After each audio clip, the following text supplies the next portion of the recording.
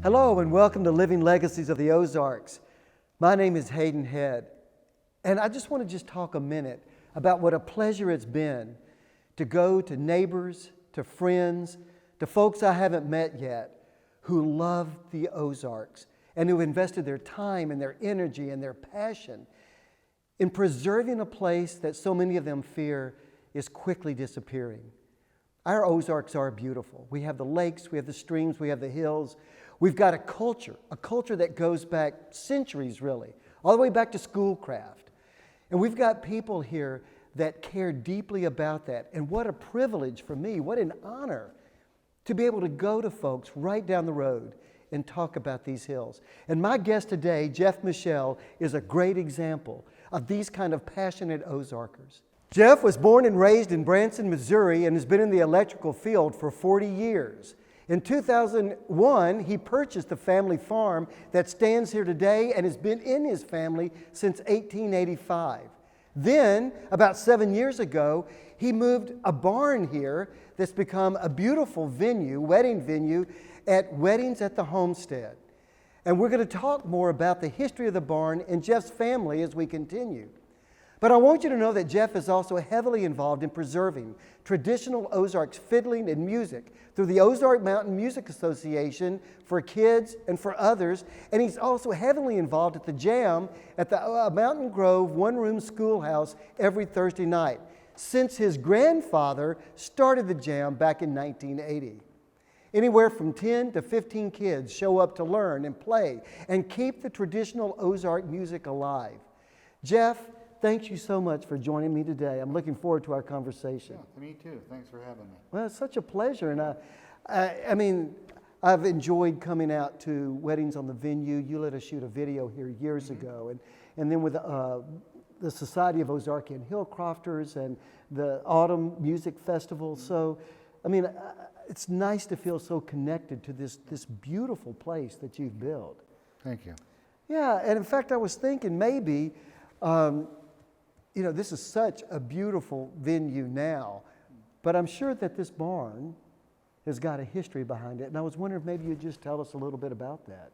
Well, the barn that I moved here on the tax rolls, it says it was built in 1848. Wow. And so it was about 2 miles away from my location here, a little farther to the north. And I purchased it from my friend Everett Gloyd. Everett just passed away this last January at 101 years old. And he told me the ball knobbers used to hang their horse thieves in this barn. Really? Yeah. So Wow. this was kind of an area where the ball knobbers gathered. Not far from here, Snap Balds. It's probably about 2 miles from my location. So they were in this area pretty heavy. Wow. You know, I was going to ask you about that because guests come to the Ozarks. They might go to Shepherd of the Hills. Of course, the Ball Knobbers used to be one of the music variety shows here. But I don't know how much people really know about that history, which is part of the legacy of the Ozarks. And I was wondering if you could just speak to that a little bit. Well, the ball number history, well, you know, there was a lot of lawlessness back then after the Civil War. And just people like bushwhackers like Alf Bolin that would kill people and rob them, go take their belongings, and it was hard to live here. Just a lot of vigilantes. Well, so a group got together, and I think it was the Taney County Law and Order League, if I'm not mistaken. And anyway, they started meeting on the top of some bald hills, Snap Balds, about 2 miles away from us, and that's how they became the Ball Knobbers. They liked to meet up there because the hills had no trees on them, so they could put people around the perimeter to keep anybody from coming up that they didn't want to be there. Wow. And then they, you know, helped, you know, it was supposed to be for the good, Right. to help people to not be robbed and everything. But then they got so powerful, Right. then some of them, the ball knobbers, some of them started taking what they wanted from people. Right. So then you had anti-ball knobbers, and then they were fighting each other. And but yeah, that's a, you know, pretty good history on. Those were some bloody days, weren't Yeah. they? And so you were saying that the homestead here, It was 1885. It dates back to the barn before that, 1848. No, Did I this get that this right? is 1848 barn. Right. The barn that was here, there's been 2 other barns here before that, and but they weren't savable when I purchased the place for my cousin's wife. My great-great-grandfather and my great-grandfather homesteaded this, and they came down from north of Nevada, Missouri by Pleasant Gap, Yeah. and they pitched a tent here down on the holler. We call it the holler. Sure. There's a creek that flows down there, and they pitched a tent and built their first cabin and stayed down there about 3 years, and then they came up here and built my cabin that I have today in about 1888. And so the cabin that's up here on the upper part is the original. Yes. Is the cabin down in the holler, is that original too, or is that? No, I what's the moved story it from another location. there? But it's an original cabin. It's an original cabin, probably 1860s. No kidding. It was a branch off of my Michelle line, the Rose family cabin, Wow. and it was about 4 miles from here. Yeah, that's a beautiful cabin. In fact, the Yeah. holler down there, as you were saying, that's really Yeah. an amazing place. So I disassembled it, moved it here, and put it back together. Well, really, that's what I was getting at when I was talking earlier. I mean, you don't do that unless you love a place. Yeah, right. Well, this place means a lot to me. Yeah. My family heritage and just I just love it here. I've lived on this area right here on Long Beach Road for 58 years, and my family immigrated from Switzerland in 1865, and they came here and made a life out of these Ozark hills and just a rock pile.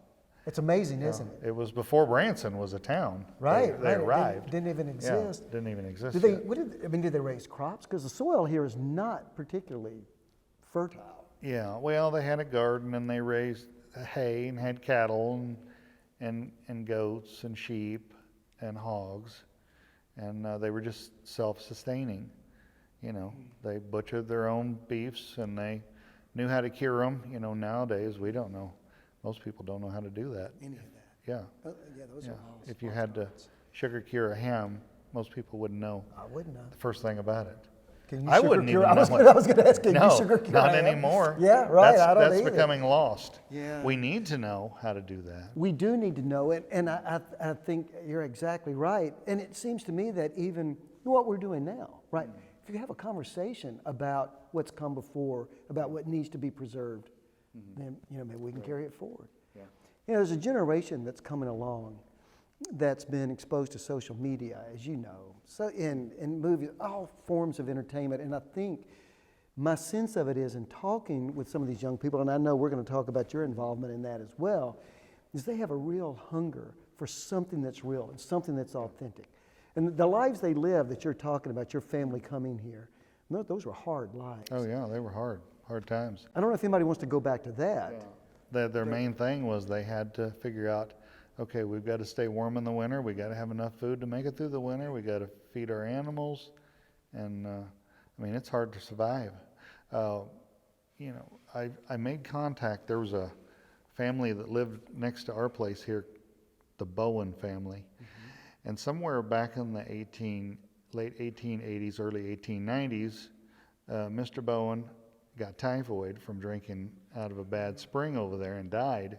Wow. So left the kids and the wife to fend for themselves, and I wouldn't even have known this story, but a Bowen contacted me and said if it wasn't for the Michelles that they would have died, because my great-grandparents and everybody pitched in, took them food, got them wood to keep them warm until they could go on to Springfield the next spring.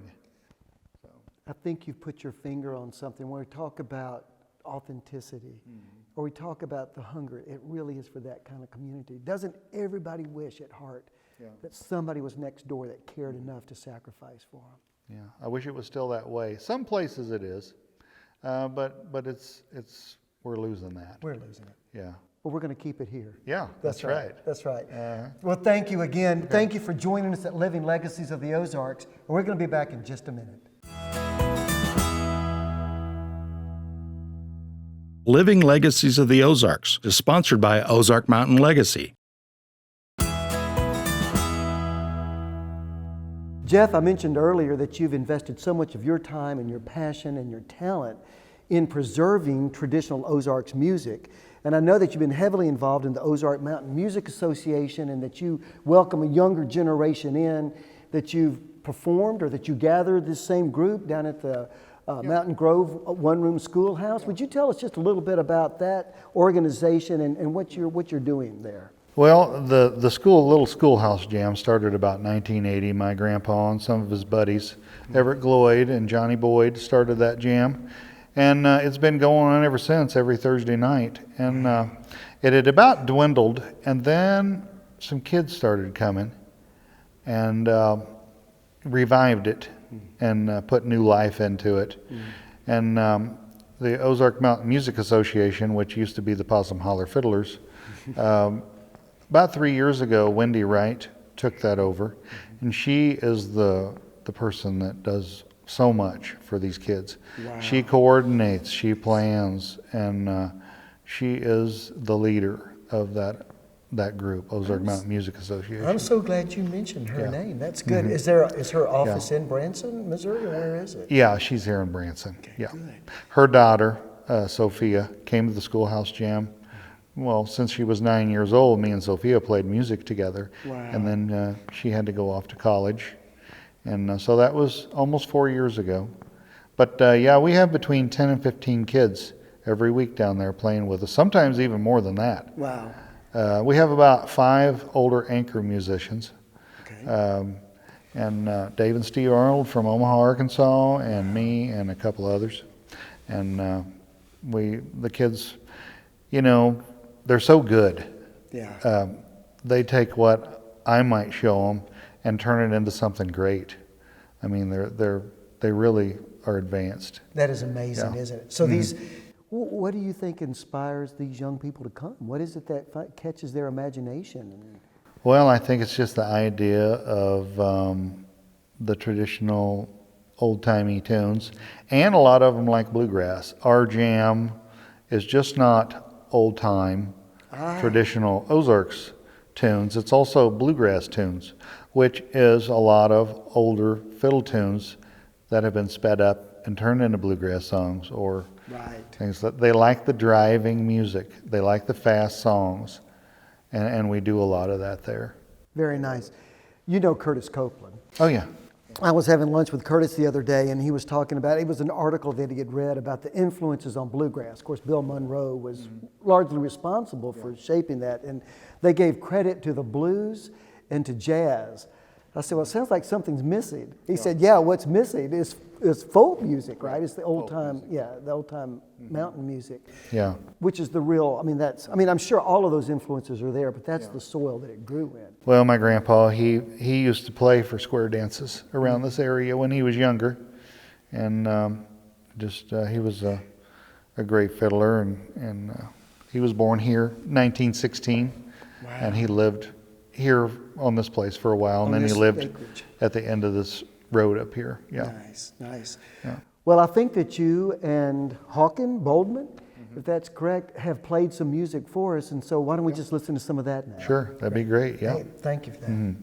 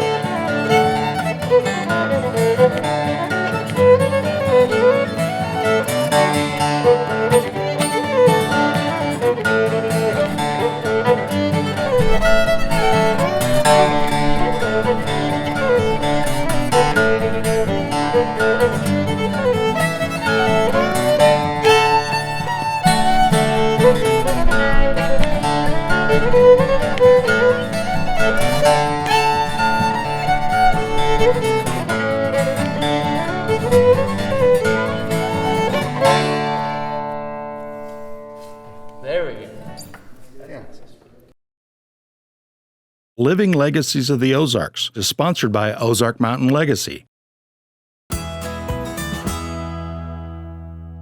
Well, Jeff, you're also a member of the board of directors of an organization that we both support, which is Society of Ozarkian Hillcrofters, and they've held events out here. Would you mind speaking to that, about their... Well, we've held some fundraisers out here to raise money for Ozark Hillcrofter projects, like preservation of historic buildings, and they support Ozark Mountain Music for kids. And we have an event here once a year.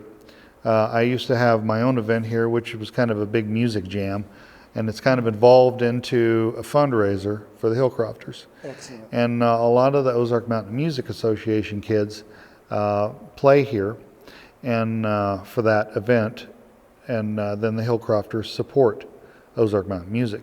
Also, we have bluegrass camp here in the summertime. Usually around 50 to 60 kids come, and anywhere from 12 to 14 instructors. Wow. And then down in Mountain View, Arkansas, we have an old time camp also in the summer. And you're part of that? Yeah. Is that done in Mountain View, Arkansas. Mountain View, Arkansas. Yeah. And so you've got to know David Scrivener too. Oh yeah. Yeah. Yeah. Yeah, I've known David for quite a while. Yeah, a long time. Great fiddler. Great fiddler, yeah. That's great. Yeah. Yeah, I love the way that the Hillcrofters and other organizations like Ozark Mountain Music Association are supporting one another. It's not like anyone's in competition. Right. Everybody's got the same goal, right? That's the way these organizations should work. Yeah, I've been a member of the White River Historical Society for years, and I've been on the cemetery committee a long time, and we've transcribed cemeteries in all the county and everything, and everybody works together. Yeah. So it takes a lot of work to keep a community and to keep a culture alive. Yeah, we're just trying to preserve Ozark's traditions and history. Well, speaking of which, I'm sure with your family having been here for a century, and at least, and with everything that you've poured into this homestead and into this venue now, that you've got to have some stories about the Michelles and about other folks around here. Would you mind just sharing a couple of those with us? Well, one story would be my grandpa, Frank Michelle. He was born in 1916, and he used to carry the mail by horseback on this road, Long Beach Road.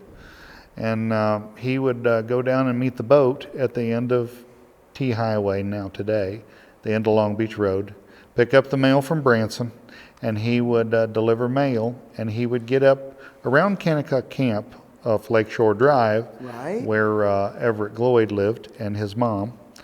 And Everett's mom played fiddle, and so he would get there about lunchtime where he could eat lunch with them, and they would play a couple of fiddle tunes. Then he would jump on his horse and finish his mail route and go home. That's a great story. Is that the Everett Lloyd that you mentioned that just passed away recently? Yeah, Everett Gloyd. Yeah. Gloyd? Yeah, Gloyd. Okay, gotcha. Good. I wasn't familiar with that name. Mm-hmm. And I think you had said, we had talked a little bit earlier about Galba Branson. Branson? Galba Branson was one of the 13 original ball knobbers. And about 2 years ago, his place is not far from here. And the only thing standing of his house was the fireplace. It's cut limestone. And my great-grandfather, Fred Michelle, he was a stone cutter and a stone mason.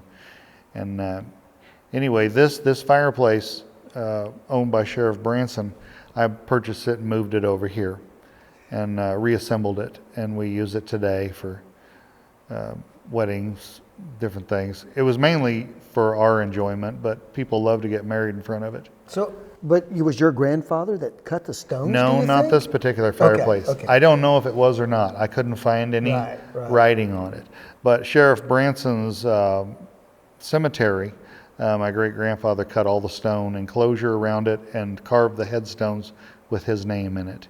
He was the brother to Reuben Branson, the founder of Branson. That's what I was going to ask you. I figured there had to be some relation. Brothers. It couldn't be a coincidence. And Sheriff Branson was killed in a shootout at Kirbyville on July the 4th, 1889. 1889. Did that spell the end of the bald knobbers or part of the end? No, it continued on for a while longer, but that was close to the end. Right. Yeah. Because they were eventually there was some sort of proclamation, right, or some sort of bill that was passed Yeah. to disband the. Yes. Or maybe that was an internal document of theirs. I don't. I think the governor Yeah. was going to send the